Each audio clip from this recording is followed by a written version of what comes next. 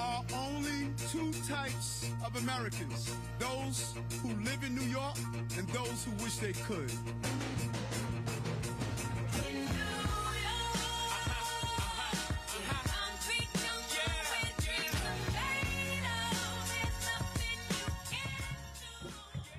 Sorry, I'm going to use this step stool. There you go. Use different heels this morning. Good morning, everyone. Thank you for joining us today for such an important and historic announcement. My name is Maria Torres Springer. I'm the first deputy mayor for the city of New York. But before I get started, I think we should all thank God for the rain that has come to our city. We need more of it, but it's something to be very grateful for today. I am so pleased to be here with Mayor Eric Adams, with so many colleagues across the administration, with our partners in elected office, and of course with BCTC President Gary LaBarbera. We can clap for him. And all of our distinguished partners to celebrate a truly transformational moment for our city. Today, we are advancing New York City's vision for inclusive growth, one that lifts up the working people of the city. We are taking bold steps to ensure that our city's largest and most ambitious capital projects will be completed with high-quality union labor, creating thousands of jobs and fostering economic opportunity in communities that need it most. Today is possible because since day one of this administration, our next speaker really insisted that we not just think about growing our economy, but we do it in a way that results in good-paying jobs for New Yorkers across the 5 boroughs in ways that lift up their families and lift up neighborhoods. And so without further ado, the 110th Mayor of New York City, Mayor Eric Adams. Thanks so much, First Deputy Mayor Maria Torres Springer. And this is just really exciting moment for me. Anything we do in our lives is both professional and it's personal. There's just a personal narrative. Gary and I have known each other for such a long time, and we have been engaged in this work. And our desire, his spirit and energy, he bleeds union. He believes in unions. And he believed in ensuring that the people who built this city can afford to work and live in this city. And he has compassionately shared that with me in our journey from the days of a state senator, the borough president, and now the mayor of the city of New York. And he knows my compassion about diversifying the workforce, making sure that we have a workforce that's reflected in what the city looks like. And he has pushed towards that. And the intersectionality of our relationship has allowed us to sit down and come up with good ideas of how to get this done. And so to stand here next to Gary means a lot to me, and I appreciate your work and your commitment throughout the years. A blue-collar mayor. Well, this is a blue-collar city. Those men and women who stand behind us with the hard hats on, or those who are on these job sites, they're not asking for handouts. They are asking to give the right salaries and benefits that they deserve for their families. You can't build luxury high-rises and affordable housing, and the men and women who are putting the shovel in the ground cannot participate in that success. And today, as the first deputy mayor indicated, we are taking a giant step forward on ensuring that we are going to continue to build in this city, and nothing is going to distract us or get in the way of our success of expanding this city. Drive by Willis Point. If you drive by Willis Point, you will see how far we've come from the days of seeing a blighted community where it was just no roads and just repair shops and salvage shops. Now it is going to be a place where community is going to thrive and grow, a soccer stadium, a school, outdoor spaces, 2,400 units of affordable housing. That is what you call getting stuff done. And I want to thank both the borough president, Donovan, and Councilman Moyer for both having a vision in the borough of Queens. As they say, Queens get the money, and you're seeing that every day as they continue to build. And this administration will always stand with working people. I'm clear on that, and those who make life in the city possible every day. And so today, I'm proud to announce that the City of New York has reached 2 project labor agreements with the Building and Construction Trade Council that will cover more than $1 billion in construction projects, including generational infrastructure improvements in Willis Point, where we're building a brand new neighborhood, as I indicated, and it is going to be part of a union-built community, and that is crucial. These agreements support fair wages and put working class New Yorkers first, and they use our city's purchasing power to connect underserved New Yorkers to quality union careers and apprenticeship opportunities through community hiring. The jobs created and wages paid for these projects will stay right here in New York City. It will be built in New York City, the benefits in New York City, the wages in New York City, the recycling of the economy is right here in our city. And this includes NYCHA. As you know, we included NYCHA in our overall housing plan, and we're going to continue to ensure that NYCHA reaches its full potential, as well as those zip codes that have been forgotten for far too long. This city has overlooked far too many communities like Willis Point, and we're saying we're all part of the improvement of this city. And so we want to connect New Yorkers to good-paying jobs and career opportunities, specifically to a career that supports their family, a career that gives New Yorkers the chance to work with dedicated teams and dreams up big solutions to big problems, a career that transforms lives, creates communities, and builds for the future. We want to support local jobs and promote and protect local economic growth. That is why we're hiring from our communities and hiring union workers. And that is why these agreements also have ambitious MWBE goals, because our minority and women-owned firms have been passed by for these projects for decades. And hats off to our Chief Diversity Officer, Michael Gardner, and what he continues to do in this area. These agreements also means that we will be able to build and complete projects faster and more efficiently by reducing bureaucracy, cutting red tape, and minimizing delays. This is government working better for our people with our union brothers and sisters. And that is what City Dollars should be doing, creating opportunities for New Yorkers who need them most and putting community first. But we're not stopping with these projects, and we're not stopping at just $1 billion. We're working on labor agreements for another $2 billion in generational projects, including our Life Science Center in Kips Bay. Hats off to Andrew Kimball, job well done.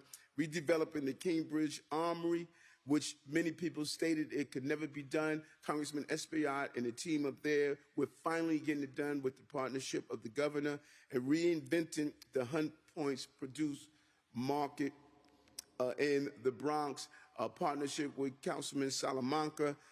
And these agreements gives us framework for future agreements covering another $50 billion in projects. That means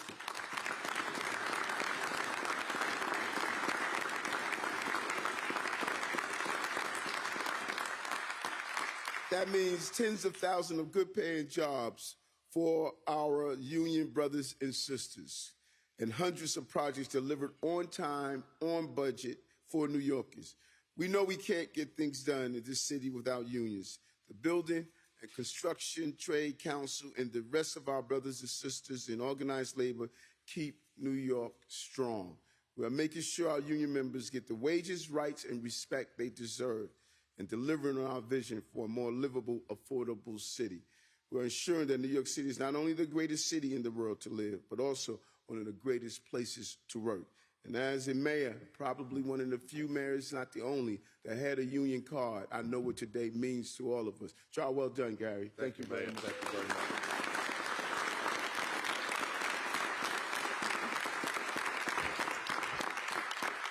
Thank you so much, Mayor Adams. Through these agreements, we're ensuring that New Yorkers will continue to benefit from this model of inclusive growth as we move forward with so many ambitious plans. And I'd like to echo your thanks to the Building and Construction Trades Council of Greater New York for their leadership and partnership in making this a reality. I think together we're proving that public works, fair wages, and community investments can truly go hand in hand. And so now it's my pleasure to introduce BCTC's champion for working families and sustainable growth, the tireless president of BCTC, Gary LaBarbera.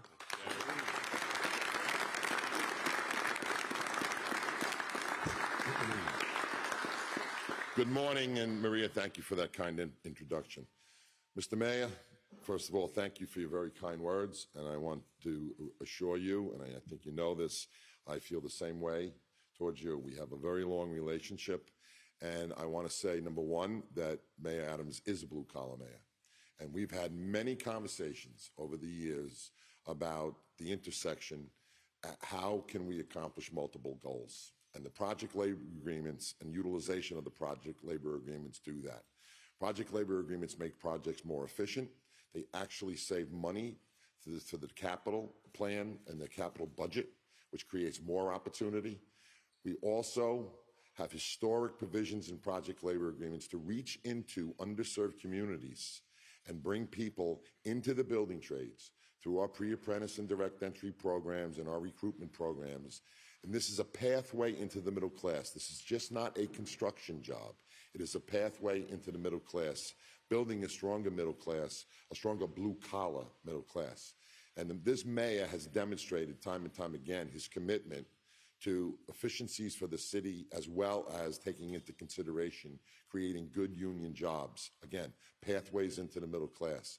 As you heard in the mayor's comments, you know, this is just the beginning.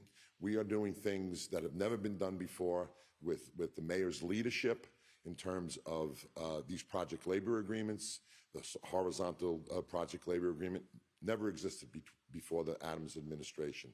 EDC projects that were mentioned, again, thank you, Andrew Kimball, under project labor agreements. He mentions the stadium, project labor agreements, the infrastructure second phase at Willets Points, project labor agreements.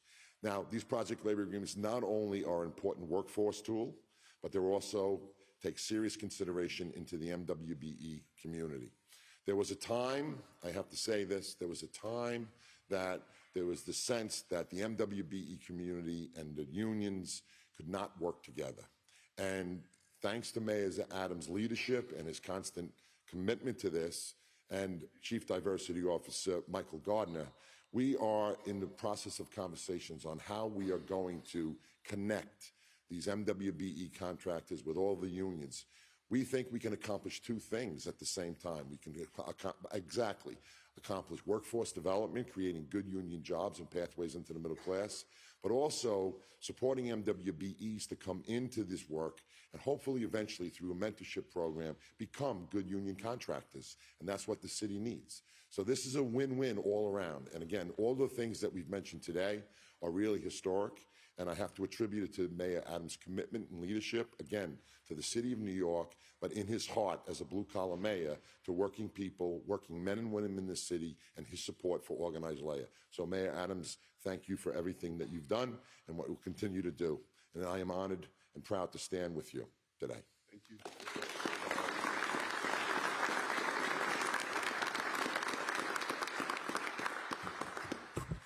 Thank you so much, Gary. As you mentioned, the agreements being signed today are certainly about the number of jobs that are associated with this type of, or the strong commitments on MWBE and the strong commitments on community hiring. Legislation, of course, that we fought really hard to get in Albany just a couple of sessions ago. One of the agreements, as the mayor mentioned, is for the next phase of infrastructure for the incredible set of projects that we have in Willets Point, really building a whole new neighborhood. So our next two speakers have been so instrumental in making sure that we didn't just get it right this time, because the project there has been around for a while, but really in many ways in record speed. And so it's my honor to first introduce the Borough President of Queens, Donovan Richards.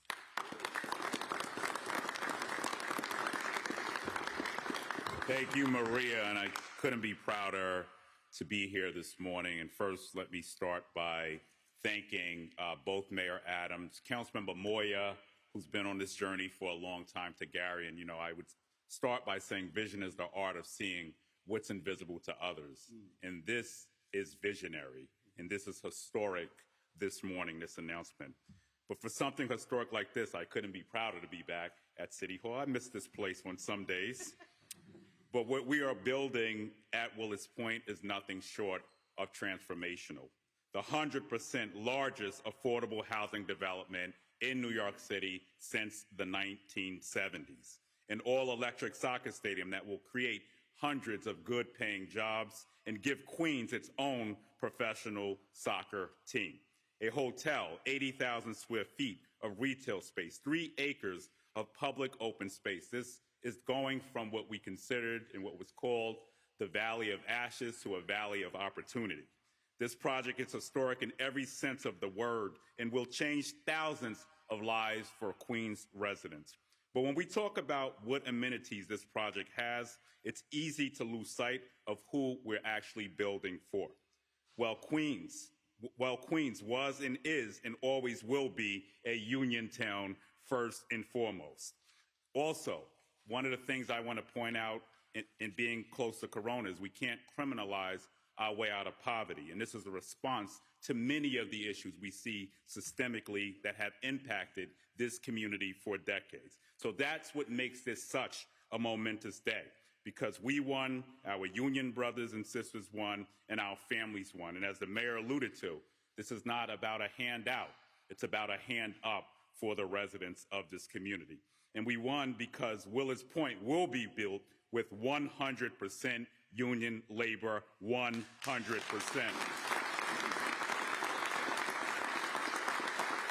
We won because we are making unprecedented investments in community hiring, supporting MWBEs, and creating jobs and apprenticeship opportunities for our neighbors. And we aren't simply looking for sports contact. Our communities are looking for MWBE contracts. I want to thank Michael Garner, who's going to do this work for us to make sure we reach these stated goals. I've always said that economic development must be rooted in community development. It's not enough to just build a building. You have to build up the community around that building. And that means creating jobs, boosting wages, and investing directly in the families who call the community home. With these PLAs, we're putting money right into the pockets of Queens residents working at Willets Point. We're creating an avenue for families to put food on the table, to put a roof over their heads, and start to build generational wealth through a union job. And to me, that's just as important as the number of housing units we're building or how many seats are going to be in the soccer stadium. To the mayor, to our union brothers and sisters, it's been an honor to work with you on this project. To Councilmember Moya, again, this is really a great day for Queens. We certainly scored a goal for the world's borough. Congratulations all. Thank you so much, Borough President. But perhaps there is no one who has been a greater champion of the transformation that is happening in Willets Point than our next speaker. And so I just want to thank him for all of that leadership and for the very critical vote he's about to take in just a few short minutes. And so let's make sure we're efficient here. But Council Member Francisco Moya. All right, let's go. Thank you. Good morning. Thank you, Maria. Thank you for everything that you do. Thank you for making our city the greatest city in the world, for all your great work. But I also have to thank you for being the person that took the step stool out so I don't feel so bad while I'm up here on the podium. Good morning, everyone. I am Councilmember Francisco Moya, and it's an honor to be here today for this historic announcement. It's a milestone not just for Willets Point, but for the future of New York City. And I want to start off by thanking Mayor Adams, my partner and friend, and someone who has shown his leadership in making sure that this agreement becomes a reality. I also want to thank my brother, Gary LaBarbera, the president of the Building Trades and Construction Trade Council for the Greater New York. Gary, who shares my vision, I went to him about 20 years ago and I said, Gary, I think this is a possibility. And he was like, okay, Moya, I'll listen to you, I'll listen to you. But it has happened, and today is a great day for you, but more importantly, for the great advocacy and support that you give to all your members, the union members that are here standing behind us today. God bless you all. To all my brothers and sisters in labor, thank you for what you do. Thank you for building the greatest city in the world and making it the safest city when we go and we construct brand new neighborhoods like the one in Willets Point. So when I first stepped into the city council, my mission was to create a real path towards affordable housing in Queens. Today, we're making that vision a reality by building the largest 100% affordable housing development New York has seen in 40 years. What makes this moment even more remarkable is the commitment to ensuring this project is built by the most highly trained, safest, and skilled workforce in our city, and that is our union brothers and sisters. Yes, an applause for that.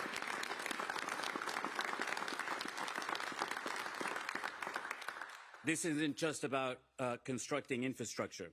It's about creating stability and opportunity for working middle-class families. It's about paychecks that support mortgages, that put food on the table, and provide a future for thousands of New Yorkers. By building at Union, we're tackling what truly matters, ensuring families can live and thrive in this community, creating thousands of quality jobs that allow workers to support their loved ones. We've been given a once-in-a-lifetime opportunity to build an entirely new neighborhood, and we're doing it the right way. This is a win for our city's working families and for Willets Point. And for all of that, I want to thank again Mayor Adams. I want to thank Maria. I want to thank Andrew. I want to thank Michael. I want to thank the entire team here at City Hall for the great work and vision of making this a reality. I want to thank my colleague in government, Borough President Richards, for being a great partner throughout this process and making sure that not only Queens gets the money, but Queens gets a championship. NYCFC playing the Crosstown Derby this weekend against a team that likes to say they're from New York, but they're really from New Jersey. So let's go, boys in blue. Thank you. Yep. But we're not just building homes, we're building hope, opportunity for a stronger New Yorker. And with that, I thank you, and let's continue to be scoring goals for New York City. Thank you. God bless you all.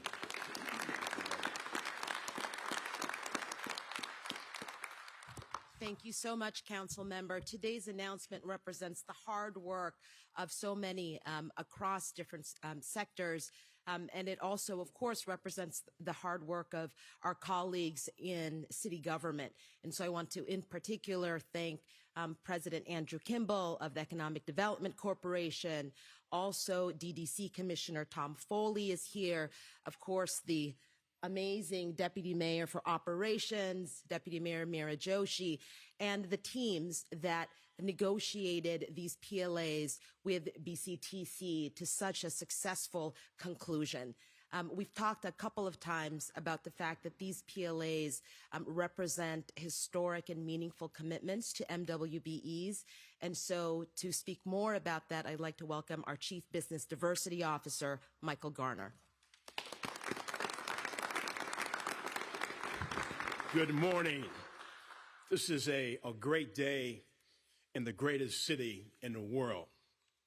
You know, it is often said that unsuccessful people, they're blinded by problems because they have an inability to focus on solutions.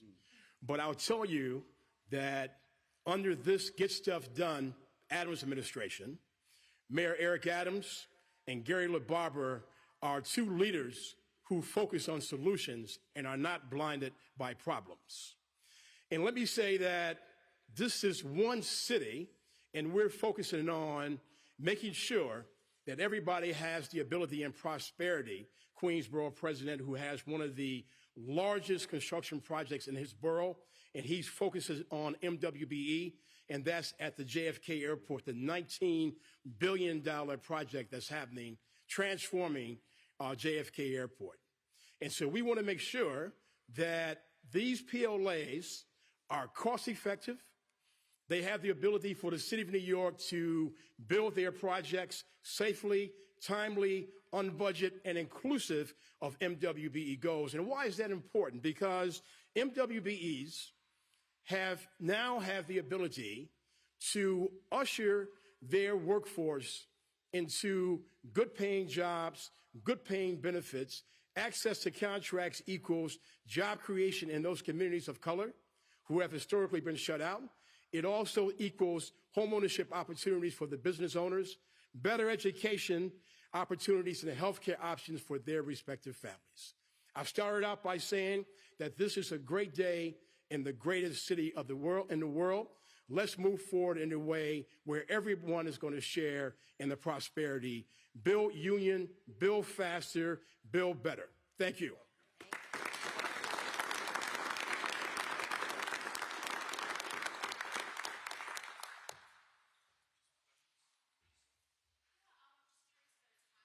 About the hiring of these jobs and just the execution of Maxwell's Point? Ooh, do you want to do that? Yes, happy to. So if folks haven't been to Willets Point, there's already an enormous amount of work that has happened. One of the things that we did in this administration with the mayor's leadership is to accelerate the affordable housing. So that has started. The PLA today is for public infrastructure, so that this now will allow us to do that work over the course of the next few years in ways that really allow us to complete the full transformation of the neighborhood. But overall, we're still on track, right, Andrew, to have the stadium open by the 2027 season. And so I'll remind folks that that's 14,000 construction jobs altogether. On community hiring. So this is really important because we sought legislation that would allow us to allocate a certain percentage, in this case, 30% of those jobs to NYCHA residents or individuals who are living in areas with high poverty. And so it's built in now to into these agreements, and we are going to be able to start connecting New Yorkers to those opportunities. For those opportunities and so many others, want to direct New Yorkers to jobs.nyc.gov so that they see both apprenticeship opportunities, other construction opportunities, and more information about what we've done on community hiring. Bouncing a little bit off Justine's question, when can we expect a groundbreaking for the soccer stadium? I don't know if the lease has been signed yet. Any day now. Any day now. And additionally, I know you said the 2027 season. I know it was supposed to be in place, wishful thinking, for the 2026 World Cup.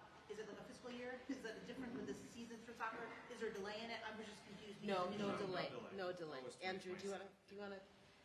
So how is it going to be? Okay. Thanks. Absolutely no delay. The plan has always been to have it ready for the 2027 season. We're incredibly proud to be co-hosting the World Cup in 2026, another enormous accomplishment of the Adams administration, leveraging billions of dollars of economic impact. It will be fantastic for the city to show at that time that we are building our first privately financed professional soccer stadium for the world sport in the world's borough. So we're very excited. Does anyone want to say a few words about, I know they just announced the name of the soccer stadium, if that's correct, CBS reported? This is Councilman Moya Stadium?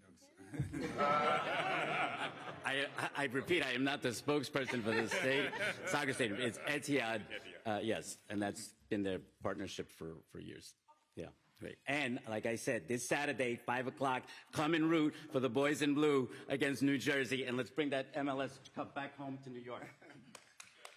I have two sets of questions. The first one, could you just explain a little bit why, like, what a PLA is a little bit? Basically, why it's advantageous for the city to sign one. It seems like, you know, wages, NWB requirements, they're negotiated on a project-by-project basis all the time. I thought design build was a state tool that was like authorizing the state budget that the city was already using. So can you just explain kind of basically what is a PLA and why do you sign them? Absolutely. So the city has signed PLAs before, but what is transformational about what we're announcing today is that for infrastructure related to an economic development project, and because we are not losing time, we did get the authority for design build. We want to build those projects. So now we have the PLA that will allow us to do a few things. And I want to be very clear about the goals of PLAs. They are a great tool to ensure cost-effective, efficient, and safe capital project delivery. Through PLAs, we promote fair wages and benefits by ensuring labor harmony, right, on critical projects. And importantly, and this is, I think, the signature of the Adams administration, is that we're making sure that they also allow in a very meaningful way for aggressive workforce development efforts like community hiring and expanding apprenticeships. So those are the components that make for a PLA, and we are using this tool as aggressively as possible in this administration. How it saves money, and do you have to have a PLA to use design build? Is that like a requirement? For the city's design build program, that is the commitment that we are making. That's right. Do you want to talk more about? Sure. And do you want to add more about PLAs and how they work for infrastructure projects? How does it save money? Why don't you do that? Their efficiencies, so it actually brings the cost of the project down. And then the beauty of that is this money comes out, if you don't mind. No, go ahead. Capital dollars, that goes back into more construction projects, so it's like an ecosystem. In otherwise, you would have to negotiate with each individual unions, and like it would just Right, and that's the other thing, right, so it's an agreement that is signed by the affiliates of all the village trades and the city of New York. So it's a very efficient method of delivering construction projects. Have you seen the band Whip is the answer. Yeah. Right. Never-ending band. And for the, yeah, so Commissioner Tom Foley, DDC. So in order for us to utilize design build on our growing portfolio, so that's why we have a PLA. Specifically, there's a number of projects that have been identified that will be breaking ground in 2025 with this amazing announcement today. And our growing design build program is really setting the stage throughout the country. So we're absolutely delighted to be here. One super quick follow-up. The city, you mentioned that this 100% affordable housing building in Willets Point. I know like the council has tried to pass legislation before mandating union labor on affordable housing projects. Are like 100% affordable projects financed by the city covered in this PLA, or will they be? And is there anything like new about that in here? No, not for this particular project. But here's what the mayor and BCTC have been working on, is to show, and we did an announcement of this earlier in the year, a workforce housing fund that would capitalize affordable housing projects and use and ensure that that these are good paying jobs that I think will help prove a model. So we're really excited about that partnership, and we can reshare that press release. But there's always a balance, right, between ensuring that public expenditures and subsidies on affordable housing have us build as much affordable housing as possible, and that where it is possible, and I think we're showing today, we are turning over every stone to find those opportunities for good paying union jobs. You mentioned that there have been PLAs in the past. Can you explain what's new or different about this one other than being, let's point, is it the design build? Yes. Component? So it is, because of the design build authority that we got, this is a PLA for that body of work. It is historic for the Economic Development Corporation, not just on Willets Point, but on all the projects that the mayor mentioned, Spark Kips Bay, Kingsbridge, Armory as well, and Hunts Point Produce Market, a real framework for how to do this type of work in partnership with BCTC and the community hiring and MWBE goals. I really can't stress enough, that is what is new and meaningful and really tied to the mayor's values since we started in office. If City of Yes passes, will you be looking to implement more PLAs in those projects? I'll say if the City of Yes passes, we will have done so much to bring relief to New Yorkers across the 5 boroughs. I'd like to ask one more question. Just in terms of saving money with the scheduling, is there a kind of gauge or estimate on how much money the city saves using a PLA like this? Well, you can determine that, number one, by schedule, and the design build piece also. It's a very efficient delivery model. And a design build, rather than design bid build, creates schedule efficiencies. So there is, it depends on the project, depends on the scope of the project, but the fact that these delivery systems are advancing projects quicker, obviously spending less money, less duration, less expenditure. Is there a numerical value on this they can estimate? Like how much money this would save the city in this case? Well, what I can tell you is on one of the earlier project labor agreements, that was a $4 billion city PLA. The feasibility study demonstrated $347 million worth of savings. That's a fact. Great. So it's about 10%. Thank you, Gary.